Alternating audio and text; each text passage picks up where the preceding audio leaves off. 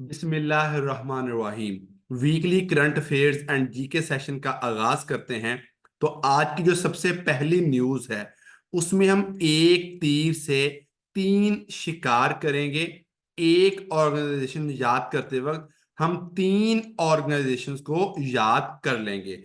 तो current affair क्या है? G20 कॉन्फ्रेंस या summit held in Rio de Janeiro, Brazil. Rio de Janeiro कहां पे लोकेटेड है? ब्राजील में लोकेटेड है। और G20 समिट कॉन्फ्रेंस कहां पे हुई है? ब्राजील के शहर रियो दी जनेरियो में।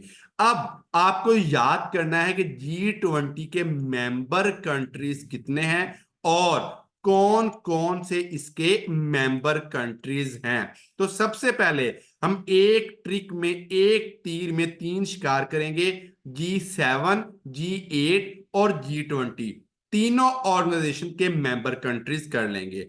तो G7 के मेंबर कंट्रीज कौन कौन हैं? जेफ झुको, जो भी अंग्रेज होता है हम उसे तरगीब देते हैं, तबलीग करते हैं कि भाई अल्लाह के रास्ते में झुको, मुसलमान होने के लिए कहते हैं। तो भाई जेफ झुको, जेफ को जो है वो रुकू करना जिस तरह कहते हैं, जेफ को कह रहे हैं झुको। जेफ झुको। Japan, I, Italy, France, Germany, Canada, USA और यूके। G7 कंट्रीज की ट्रिक जेफ झुको। और जैसा कि आप लोगों को पिक्चर में नजर आ रहा है, जापान, इटली, फ्रांस, जेफ झुको, जर्मनी, कनाडा, यूएसए और UK.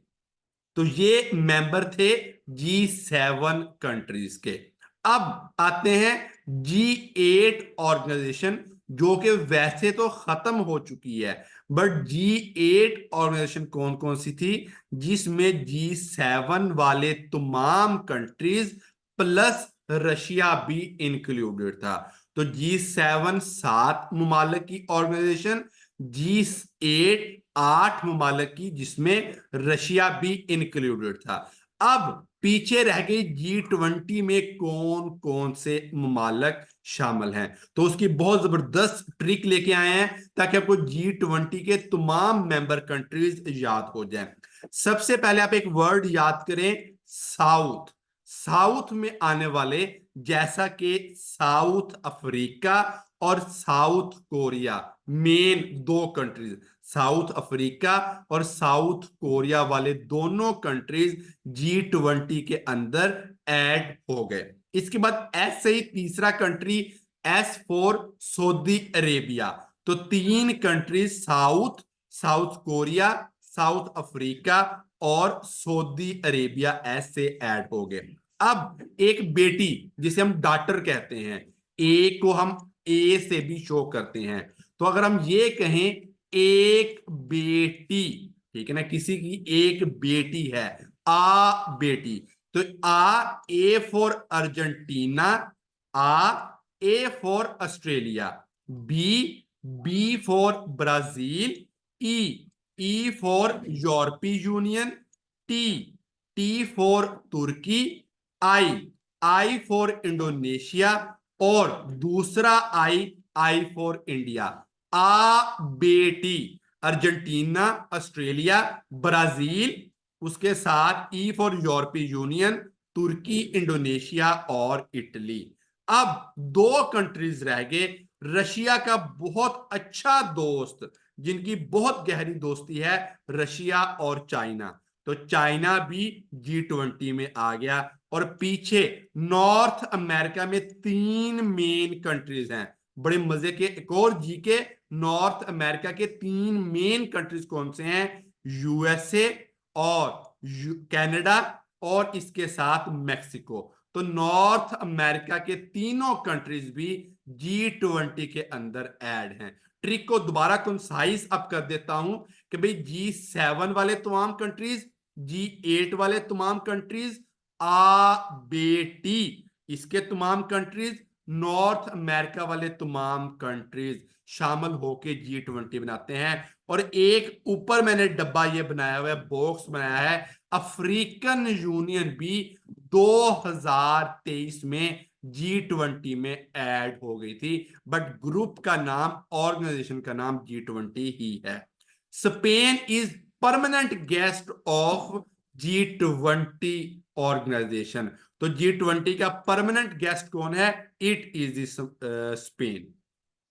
ICC, International Criminal Court, issued arrest warrant against Israeli prime minister Netanyahu and former defence minister Gallant. भाई इंटरनेशनल क्रिमिनल कोर्ट ने इससे प्रीवियस पुतिन के खिलाफ यूक्रेन पे हमला करने के लिए और इसराइल के प्राइम मिनिस्टर नेतन्याहू और गैलेंट पे, फलस्तीन पे हमला करने के लिए अरेस्ट वारंट जो है वो जारी कर दिए हैं international Criminal court. International Criminal court किस स्टैचू, ट्रीटी के तहत मार्च वजूद में आई थी? रोम स्टैचू के तहत, रोम इटली के अंदर ये मार्च से वजूद में आई थी। यूक्रेन हिट्स विद एटैकम्स, भाई आर्मी टैक्टिकल मिसाइल, ए आर्मी, TAC टैक्टिकल, और M missile S system Ukraine ने, और ये एटैकम्स किसका है? यूएसए का है। Army tactical missile system Russia पे फायर किया, और स्टॉर्म शैडो क्रूज मिसाइल भी रशिया पे फायर किए। स्टॉर्म शैडो क्रूज मिसाइल किसके हैं? ये यूके के हैं। तो आपको दो बातें पता हो, यूक्रेन ने दो लेटेस्ट कौन से मिसाइल फायर किए? ATACMS army tactical missile system और स्टॉर्म शैडो। दूसरा MCQ, स्टॉर्म शैडो किसके हैं? ये पुतिन के अगेंस्ट इस्तेमाल किए गए और यूके के हैं, और आर्मी टैक्टिकल यूएसए के बनाए हुए मिसाइल हैं। कॉन्फ्रेंस ऑफ पार्टीज 29 जो अजरबैजान में हुई, उन्होंने डिसाइड किया कि भाई जो पूरेस्ट कंट्री हैं, डेवलपिंग कंट्रीज हैं, उनको सालाना क्लाइमेट के लिए $250 बिलियन पर ईयर दिया करेंगे।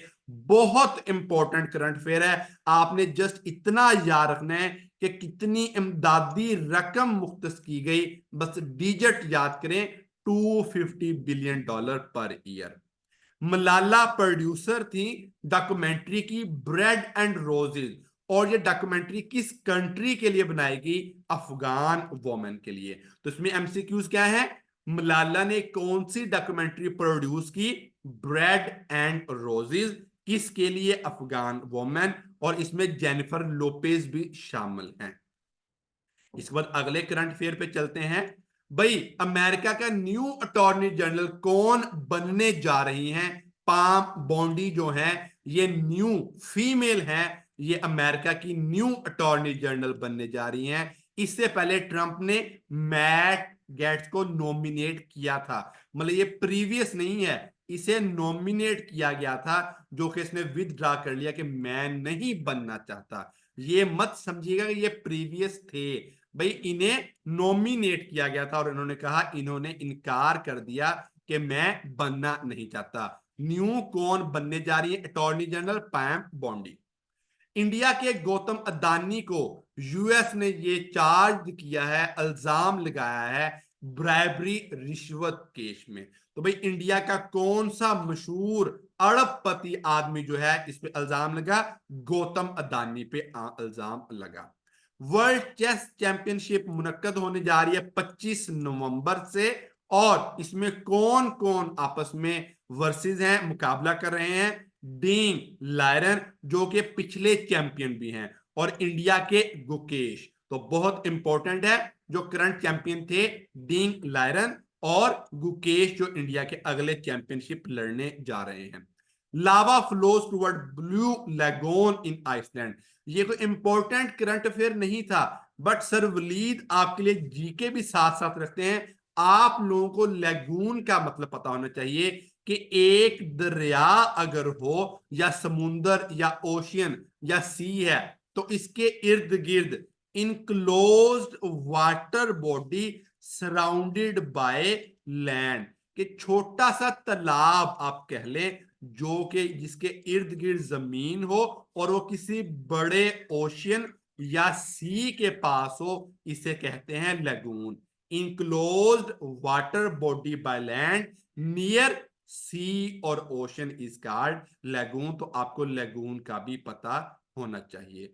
पाकिस्तान की एनिमेटेड फिल्म ग्लास वर्कर को एकेडमी अवार्ड जिसे ऑस्कर अवार्ड्स भी कहते हैं भी शामिल कर लिया गया है, नॉमिनेट कर लिया गया है। और अगले एकेडमिक अवार्ड्स कौन से होने जा रहे हैं, वेरी वेरी इंपॉर्टेंट, वो सेशन एडिशन पूछता है 97।